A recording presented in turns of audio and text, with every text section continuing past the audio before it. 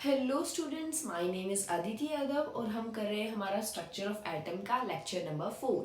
First lecture में हमने देखा था कि इलेक्ट्रॉन प्रोटॉन न्यूट्रॉन की डिस्कवरी कैसे हुई। सेकंड लेक्चर में हमने पढ़ा Thomson's atomic model, Rutherford atomic model के बारे में। एंड थर्ड लेक्चर में हमने पढ़ा वेव्स, यानी कि हम लाइट और वेव्स दोनों के बारे में हमने पढ़ा कि उसका पार्टिकल नेचर जो कि प्लैंक्स ने दिया था और उसका जो रेडिएशन का जो वेव नेचर है जो हमारा मैक्सवेल ने दिया था, राइट।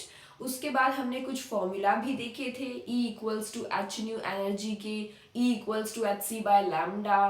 पावर के रिस्पेक्ट में भी देखा था, power equals to energy divided by time. तो हम यहाँ से n h c by lambda divided by t रख के हम निकाल सकते थे कि कितने नंबर ऑफ फोटोन्स एमिट हो रहे हैं पर सेकेंड, अगर हमें पावर गिवन है क्वेश्चन में, राइट।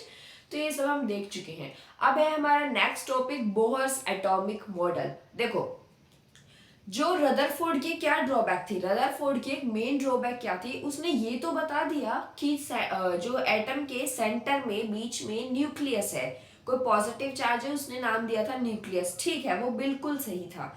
लेकिन उसकी ड्रॉबैक क्या थी कि उसने कहा कि न्यूक्लियस के चारों तरफ जो है वो इलेक्ट्रॉन रिवॉल्व कर रहा है, और जब वो रिवॉल्व कर रहा है तो वो एक्सीलरेटेड मोशन में है, यानी कि वो अपनी डायरेक्शन हर बार चेंज कर रहा है, राइट। एक चीज बच्चे याद रखिएगा, मैक्सवेल ने बता चुका है पहले कि जब भी कोई चीज एक चार्ज दूसरे चार्ज के अराउंड एक्सीलरेटेड मोशन में जब घूमता है तो वो अपनी एनर्जी डिसिपेट करता है, यानी अपनी एनर्जी रिलीज करता है। अगर वो अपनी एनर्जी रिलीज करेगा तो उसकी एनर्जी धीरे धीरे धीरे धीरे कम होती जाएगी, और फाइनली क्या होगा कि वो इलेक्ट्रॉन घूमता घूमता फाइनली उसकी एनर्जी धीरे होगी और वो सीधा जाके न्यूक्लियस में टकरा जाएगा, कोलैप्स हो जाएगा, राइट।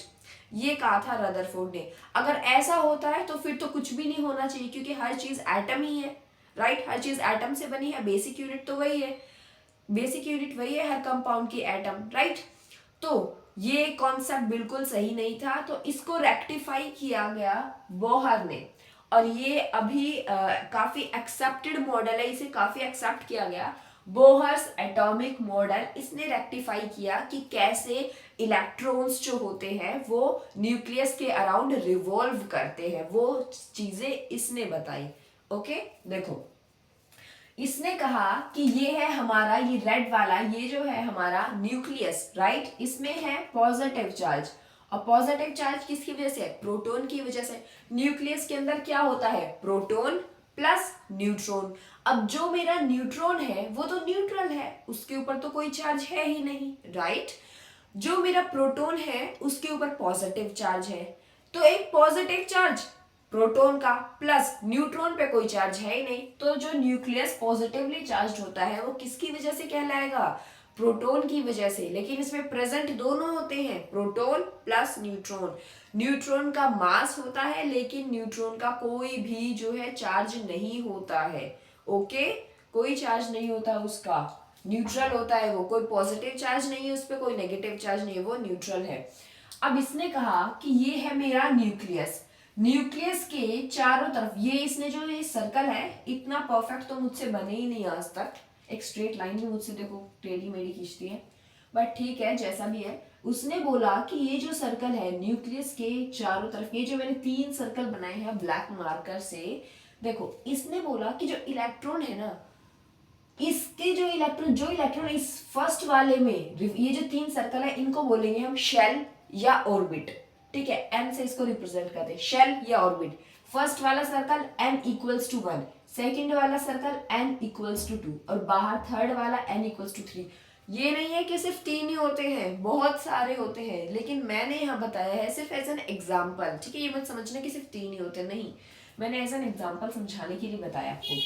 अब इसने बोला कि जो इलेक्ट्रॉन फर्स्ट ऑर्बिट यानी फर्स्ट शेल में रिवॉल्व कर रहा है वो उसी शेल में रिवॉल्व करेगा, और उसकी जो है वो एनर्जी फिक्स होगी और रेडियस फिक्स होगी, यानी कि ये जो शेल है, ये इतने, मान लो कंसीडर करो, अगर n जो 1 है, n1 है, ये जो फर्स्ट शेल है, अगर इसकी रेडियस न्यूक्लियस से r है तो वो हमेशा r ही रहेगी। ऐसा नहीं है, रदरफोर्ड ने कहा था कि वो घूमता घूमता बिल्कुल कोलैप्स कर जाएगा, उसकी रेडियस कम नहीं होगी, क्योंकि ये शेल यानी कि जो ऑर्बिट है इसकी जो रेडियस फिक्स है, ठीक है। तो जो n1 की एंड सिमिलरली n2 की न्यूक्लियस से रेडियस अपनी फिक्स होगी r2, सिमिलरली r3, ये रेडियस फिक्स होती है, ये कभी ना ही बढ़ेंगी ना ही घटेंगी, यानी कि इलेक्ट्रॉन अपने पाथ में, अपने शेल में इलेक्ट्रॉन रिवॉल्व कर रहा है तो वो उसी में इलेक्ट्रॉन रिवॉल्व करेगा। ऐसा नहीं है कि वो बिल्कुल घूमता घूमता एनर्जी डिसिपेट करेगा, नहीं।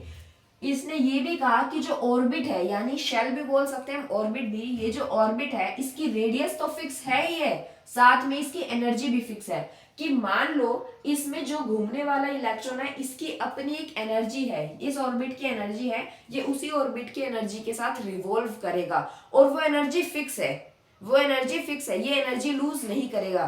अनलाइक रदरफोर्ड ने कहा था कि वो एनर्जी रिलीज करेगा, लेकिन ये कह रहा है कि रेडियस भी फिक्स है ऑर्बिट की और एनर्जी भी फिक्स है। अब ये इलेक्ट्रॉन इसी में ही घूमता रहेगा, राइट।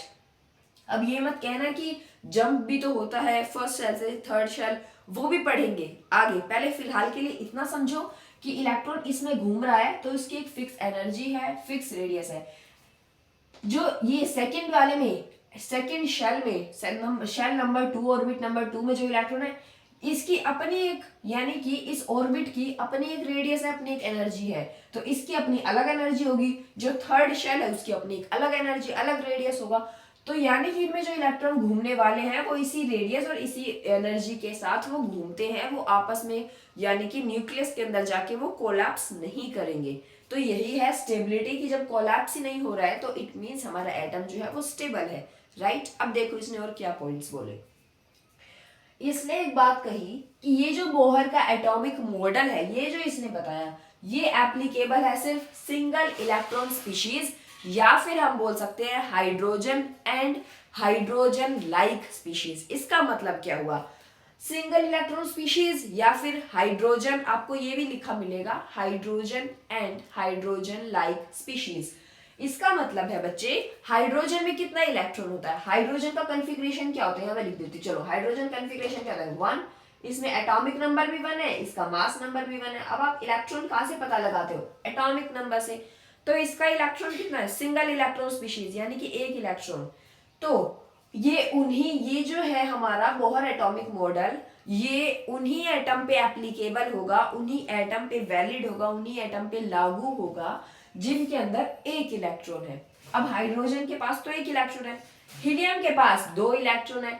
अगर हीलियम का एक इलेक्ट्रॉन हटा दिया जाए तो हीलियम के पास बचेगा एक इलेक्ट्रॉन, यानी He पॉजिटिव, ठीक है। ये हो गया हाइड्रोजन लाइक स्पीशीज। लिथियम के पास कितने इलेक्ट्रॉन होते हैं, कितना एटॉमिक नंबर है लिथियम का, 3। तो इलेक्ट्रॉन कितने हुए, न्यूट्रल एटम में इलेक्ट्रॉन कितने हुए, 3, ठीक है।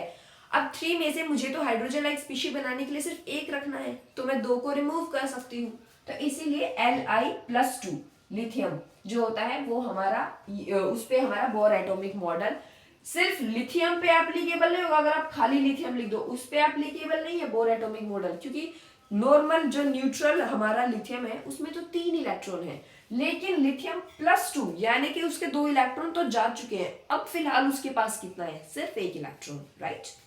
तो वो हमारा बोर एटॉमिक मॉडल Li+2 पे एप्लीकेबल हुआ। सिमिलरली बेरिलियम का एटॉमिक नंबर होता है हमारा 4। अगर मैं उसमें से 3 इलेक्ट्रॉन को रिमूव कर दूं तो बचेगा कितना, एक इलेक्ट्रॉन, तो वही है बेरिलियम+3।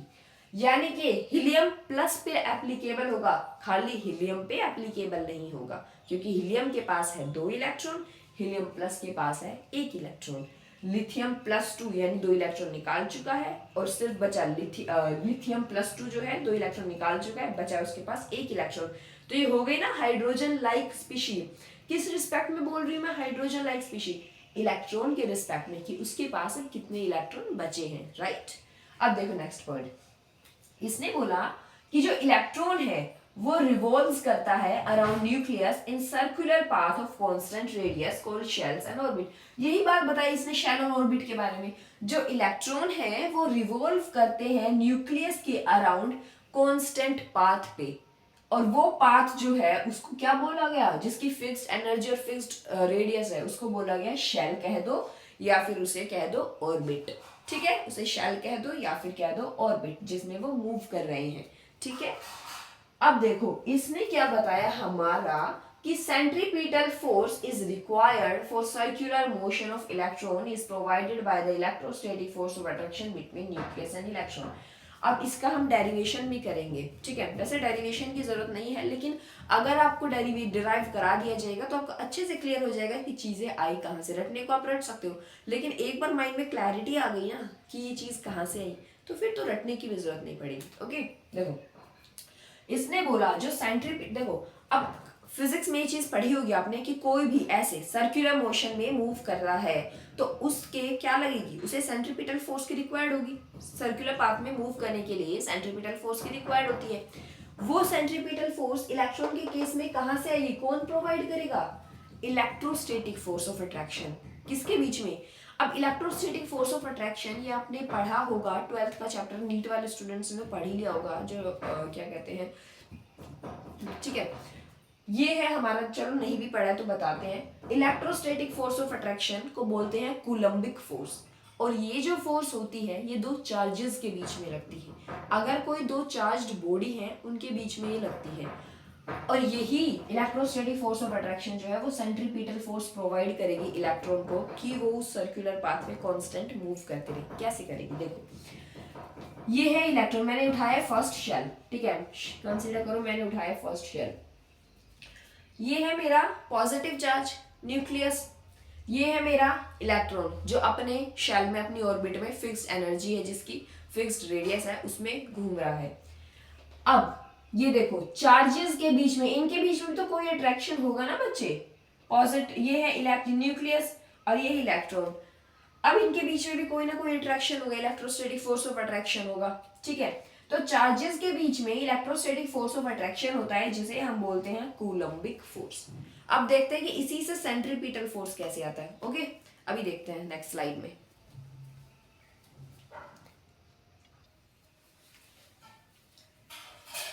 अभी थर्ड पॉइंट में बोहर ने क्या बोला कि जो हमारा सेंट्रीपिटल फोर्स है वो रिक्वायर्ड है किसी भी इलेक्ट्रॉन को सर्कुलर पाथ में घुमाने के लिए, और वो सेंट्रीपिटल फोर्स कहाँ से आता है, हमारा इलेक्ट्रोस्टैटिक फोर्स ऑफ अट्रैक्शन या फिर कूलम्बिक फोर्स उसे हम बोलते हैं। तो अब उसी के बारे में पढ़ते हैं। देखो कूलम्बिक फोर्स और इलेक्ट्रोस्टैटिक फोर्स ऑफ अट्रैक्शन क्या होता है, दो, ये जो फोर्स होता है ये दो चार्जेस के बीच में होता है, ठीक है। जैसे कि हमारा इलेक्ट्रॉन है और न्यूक्लियस पे हमारा पॉजिटिव चार्ज है, क्योंकि न्यूक्लियस में प्रोटॉन की वजह से पॉजिटिव चार्ज आ रहा है, न्यूट्रॉन तो न्यूट्रल है। तो ये इलेक्ट्रॉन और इस पॉजिटिव चार्ज जो है इनके बीच में भी कोई ना कोई फोर्स लग रही होगी, और वो फोर्स कौन सी है, हमारी इलेक्ट्रोस्टैटिक फोर्स ऑफ अट्रैक्शन। इसे कूलम्बिक फोर्स भी कहते हैं, ठीक है। इसका फॉर्मूला याद रख लो, बाकी ज्यादा डिटेल में तो आप इलेक्ट्रोस्टैटिक आपका चैप्टर आएगा क्लास 12th का, जो फर्स्ट चैप्टर है फिजिक्स का, वहां पढ़ोगे आप, ठीक है। देखो ये क्या होती है हमारी फोर्स, इलेक्ट्रोस्टैटिक फोर्स है ये, equals to K(Q1Q2) upon R square. So what is K? K क्या है हमारी, K एक कांस्टेंट है जिसकी जो है आप ये वैल्यू लर्न कर लो, वैसे याद आएगी नहीं, लेकिन मैं आपको डिराइव करके बता रही हूँ कि कहाँ से आई ये आपका फाइनली रिलेशन, राइट। तो K इक्वल्स टू, K की वैल्यू क्या होती है 9 × 10⁹, ठीक है। Q1 Q2 क्या है, Q1 Q2 चार्जेस है जिनके बीच में इलेक्ट्रोस्टैटिक फोर्स ऑफ अट्रैक्शन लग रही है। वो चार्ज कौन से हैं, यहाँ पर वो चार्ज कौन से हैं, इलेक्ट्रॉन और ये पॉजिटिव चार्ज, ठीक है, Q1 Q2।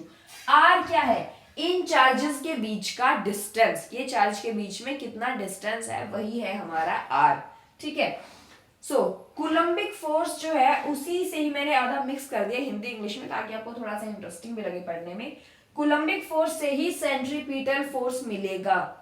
ये कूलम्बिक फोर्स, ये इलेक्ट्रोस्टैटिक फोर्स है, वही जनरेट करेगा क्या, सेंट्रीपिटल फोर्स। और ये सेंट्रीपिटल फोर्स बहुत ज्यादा जरूरी होता है किसी भी चीज को रिवॉल्व कराने के लिए सर्कुलर पाथ में। तो वही है यहाँ पे कि इलेक्ट्रोस्टैटिक फोर्स, कूलम्बिक फोर्स जो है वही इस इलेक्ट्रॉन को जो है सेंट्रीपिटल फोर्स प्रोवाइड करेगा ताकि अपने सर्कुलर पाथ में मूव कर सके, रिवॉल्व कर सके। अब देखो हमने बोला कि कूलम्बिक फोर्स जो है वही जनरेट करता है सेंट्रीपिटल फोर्स। तो मैंने लिखा है यहाँ पे एक्सप्रेशन, देखो कूलम्बिक फोर्स, इधर है हमारा सेंट्रीपिटल फोर्स। कूलम्बिक फोर्स की value K Q1 Q2 upon r square, यहाँ देखा अभी। सेंट्रीपिटल फोर्स होता है बच्चे mv स्क्वायर अपॉन r, ठीक है। तो अब Q1 Q2 की वैल्यू पुट करते हैं। देखो कंसीडर करो मैंने इलेक्ट्रॉन को Q1 लिया हुआ है। अब ये इलेक्ट्रॉन Q1 है तो इसका एक इलेक्ट्रॉन का चार्ज कितना है E, इसकी वैल्यू 1.6 10 की पावर -19 कूलम्ब होती है, लेकिन हमें वैल्यू से यहाँ कोई लेना देना नहीं है। हम सीधा पुट करेंगे इलेक्ट्रॉन का जो चार्ज है वो क्या आ जाएगा हमारे पास Q1, जो की जगह पे क्या आ जाएगा E, इलेक्ट्रॉन का चार्ज। Q2, एक सेकेंड गाइस, थोड़ी सी कुछ प्रॉब्लम हो गई आई थिंक।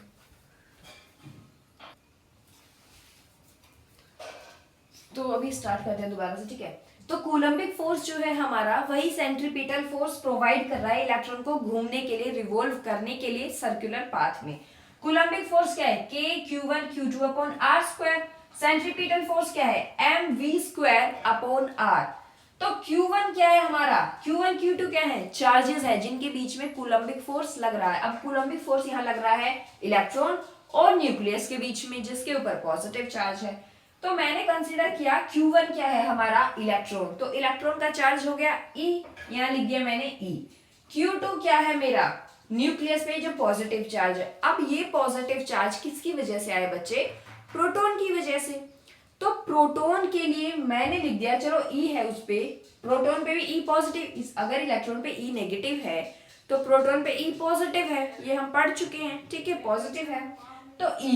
लेकिन अब मैंने आगे ये Z क्यों लिखा, माइंड में आएगा कि आपने ZE क्यों लिखा, खाली E क्यों नहीं लिखा, उसका देखो रीजन। अब हमारे पास, मैं आपको थोड़ा सा रफ वर्क दिखा रही हूँ। अब देखो हमारे पास मान लो हाइड्रोजन एटम है, ठीक है। अब एक इसके पास इलेक्ट्रॉन यहाँ से, ये जो 1 है हमारा ये, ठीक है, ये हो गया। अब इसके पास एक हमारा इलेक्ट्रॉन है हमारे पास, ठीक है, और एक हमारा जो है हमारे पास प्रोटॉन है, ठीक है। अब एक बात ध्यान रखो कि इसका तो 1 प्रोटॉन कितना है 1, ठीक है, एटॉमिक नंबर के इक्वल, न्यूट्रल में ही एटॉमिक नंबर के इक्वल हमारा नंबर ऑफ इलेक्ट्रॉन होगा, उसी के इक्वल हमारा नंबर ऑफ प्रोटॉन होगा। ये है हमारा मास नंबर। मास नंबर में से अगर मैं एटॉमिक नंबर को माइनस कर दूं तो हमारे पास आता है नंबर ऑफ न्यूट्रॉन्स, जो कि हाइड्रोजन के पास एक भी न्यूट्रॉन नहीं होता है। ये भी पूछ सकता है आपसे, बेसिक है, किसके पास एक भी न्यूट्रॉन नहीं होता है, हाइड्रोजन के पास, क्योंकि 1 में से 1 माइनस करोगे तो बच्चे you get 0, right. So proton, proton में हमारे पास कितना प्रोटॉन है हमारे, सॉरी हाइड्रोजन में कितना प्रोटॉन है एक, तो Z क्या है हमारा, Z नंबर ऑफ प्रोटॉन है, Z की वैल्यू 1 E, ठीक है।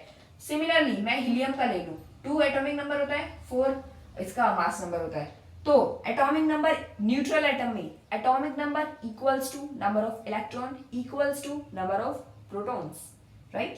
सो अब यहाँ पे कितने नंबर ऑफ प्रोटॉन है हमारे पास हीलियम के पास, ZE कितने नंबर ऑफ 2। तो जब मैं एटम चेंज करूंगी तो मेरे पास नंबर ऑफ प्रोटॉन्स भी तो चेंज हो जाएंगे ना। अगर मैं हाइड्रोजन लूंगी तो मेरे पास Z की वैल्यू 1 आई है नंबर ऑफ प्रोटॉन। अगर मैं हीलियम लूंगी तो मेरे पास 2 प्रोटॉन है। अगर मैं लिथियम लूंगी तो मेरे पास 3 प्रोटॉन है। अगर मैं बेरिलियम लूंगी तो मेरे पास 4 प्रोटॉन है। तो कहने का मतलब ये है कि यहाँ मेरे पास जो है प्रोटॉन के नंबर सब में चेंज हो रहे हैं, राइट।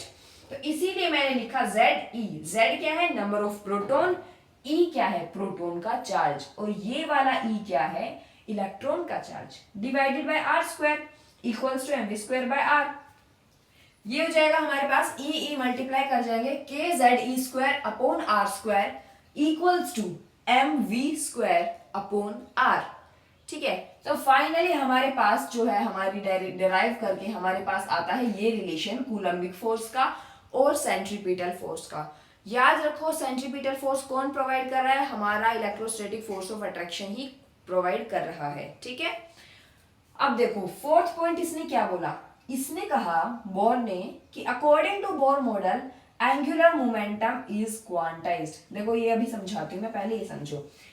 जब आप लीनियरली मूव कर रहे हो तो आपके पास क्या आता है लीनियर मोमेंटम।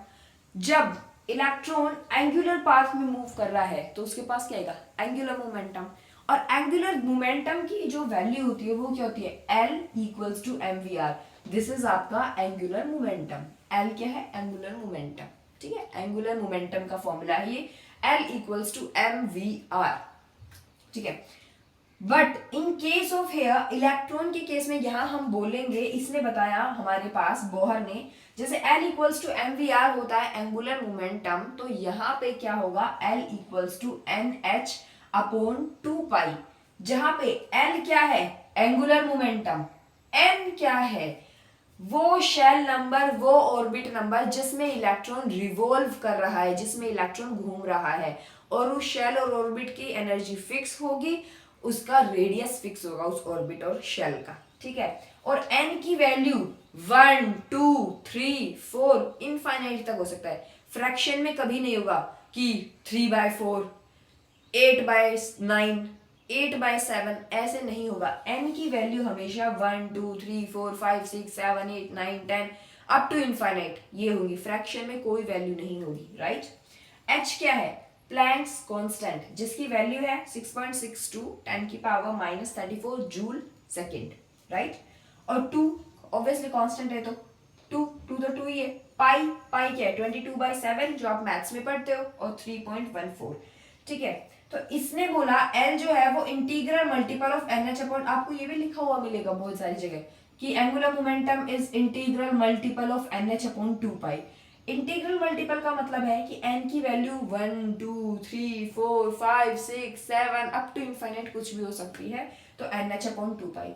इसने कहा कि वही इलेक्ट्रॉन ऑर्बिट के अंदर और शेल के अंदर रिवॉल्व करेंगे जिनका एंगुलर मोमेंटम इसे फॉलो करता हो, जिनका एंगुलर मोमेंटम इसे फॉलो करता हो। इसे फॉलो करने का मतलब क्या हुआ, मतलब ये हुआ कि n की वैल्यू 1 2 3 4 5 6 अप टू इनफाइनाइट आएगी, फ्रैक्शन में कोई भी इसकी वैल्यू नहीं आएगी, राइट। कि 8/7 लिख दिया, 8/9, n की ऐसी कोई वैल्यू नहीं होती।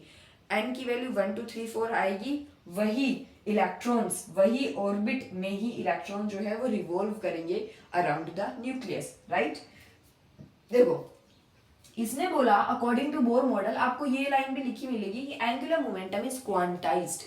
क्वांटाइजेशन का मतलब क्या है, means angular momentum always has a fixed value, यानी कि एंगुलर मोमेंटम की हमेशा एक फिक्स्ड वैल्यू होती है। अब आप बोलोगे कैसे फिक्स्ड वैल्यू होती है, देखो अगर मैं बात करूं शेल नंबर 1 की, शेल नंबर 1 में मान लो आपके पास 20 इलेक्ट्रॉन घूम रहे हैं, एक इलेक्ट्रॉन तो घूमेगा नहीं, मान लो शेल नंबर 1 में आपके पास 20 इलेक्ट्रॉन घूम रहे हैं, तो उन 20 इलेक्ट्रॉन में सबकी एंगुलर मोमेंटम की वैल्यू फिक्स होगी, क्योंकि अगर मैं इस फॉर्मूले में वैल्यू पुट करूं n, यानी शेल नंबर क्या है हमारा 1, तो यहाँ पे n की जगह मैं 1 रख दूं तो हमारे पास क्या आ जाएगा, n की वैल्यू 1 रखी तो एंगुलर मोमेंटम क्या आ गया, L equals to h upon 2 pi, यानी कि ऑर्बिट नंबर 1, शेल नंबर 1 में घूमने वाले सभी इलेक्ट्रॉन्स का जो एंगुलर मोमेंटम है वो h अपॉन 2 पाई होगा।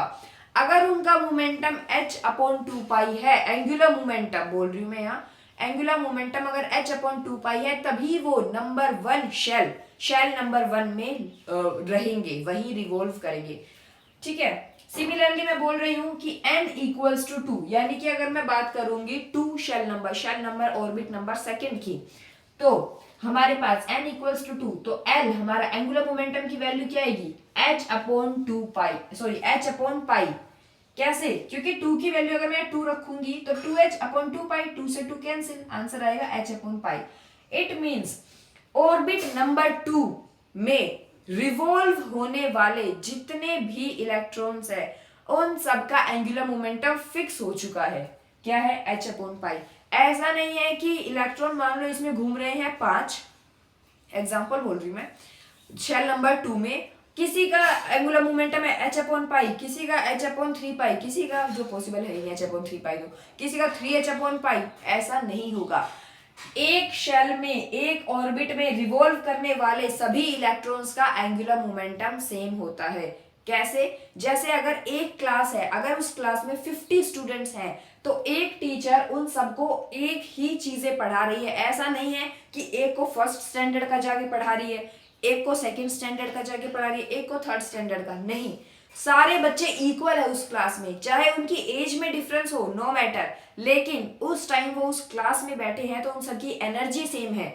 उन सबको जो सिखाया जाएगा वो सब इक्वली सिखाया जाएगा। अगर उन्हें एबीसीडी सिखाई जा रही है तो पूरे 50 बच्चों को एबीसीडी सिखाई जाएगी। ये नहीं है कि किसी को सेंटेंसेस सिखा दिए, किसी को वर्ड फॉर्मेशन सिखा दिया, ऐसा नहीं होगा, राइट। सिमिलरली ऐसा बोला गया है कि अगर शेल नंबर ऑर्बिट नंबर 2 में इलेक्ट्रॉन है तो उसके पास यही एंगुलर मोमेंटम होगा सबके पास।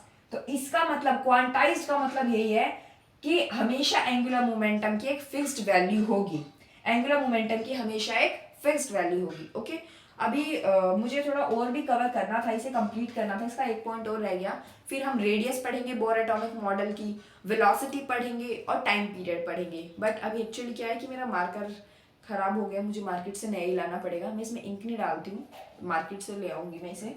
तो अभी के लिए इतना ही करते हैं। Okay, till then bye bye, take care.